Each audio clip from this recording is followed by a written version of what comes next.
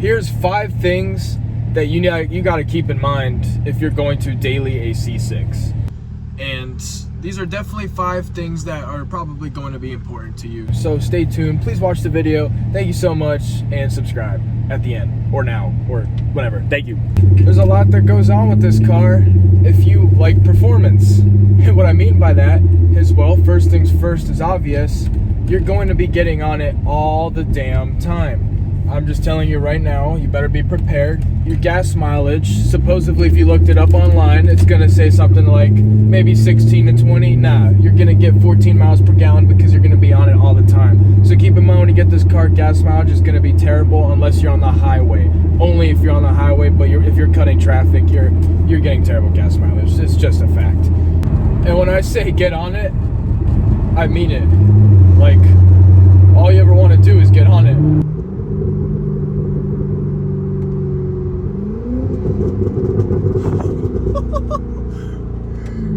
Oh, hell yeah, man.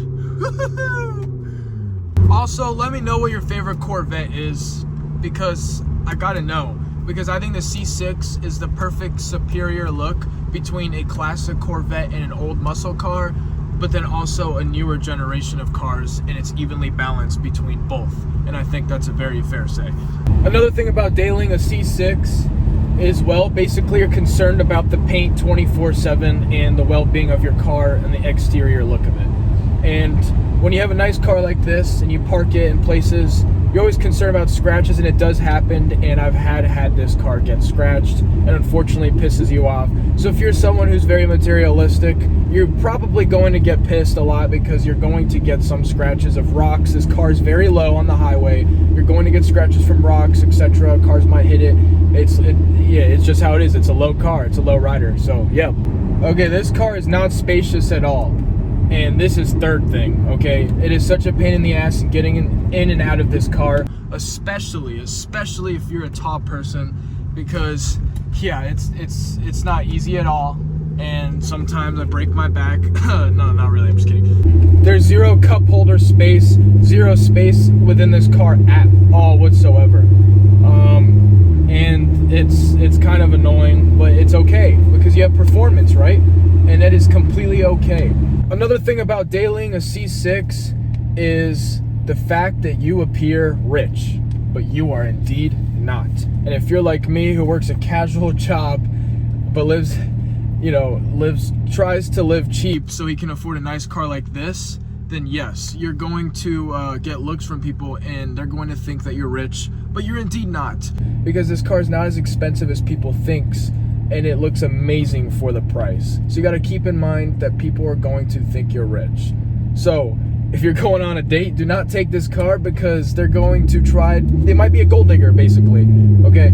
So this is a bad car for that, because you don't have money, like me. I don't have any money, because all my money goes into my cars, especially my Jeep, because it's a piece of junk.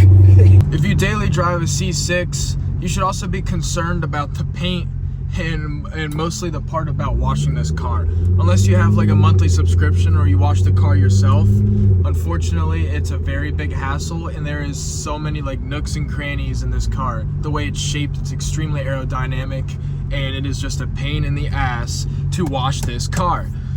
Another thing about dailying a Corvette C6 is that it is extremely low to the ground. And you know what that means, right? That means that all the speed bumps you have to be extremely aware and cautious about, because you'll scrape the car all the time. And you have to go so slow over the speed bumps and slow down for all the potholes, and it is such a pain. And the worst part of all, everyone, is that in the rain, when it's raining, is you have to be extremely cautious, especially because you can hydroplane so very easily. And you got to keep this in mind, because once you go through a puddle, you can mess this car up and get a bunch of water and internals and things in this car that you don't want it to get into. So that's why you have to be extremely cautious. But that's it. That is the end piece for this video. Thank you so much for watching. Please subscribe, because YouTube is pushing out car shorts. Please give this video love, because shorts are the new thing, and I need these videos to work, because I don't make any of them as much. Car shorts are a lot more popular, so please help me make these work. Thank you so much.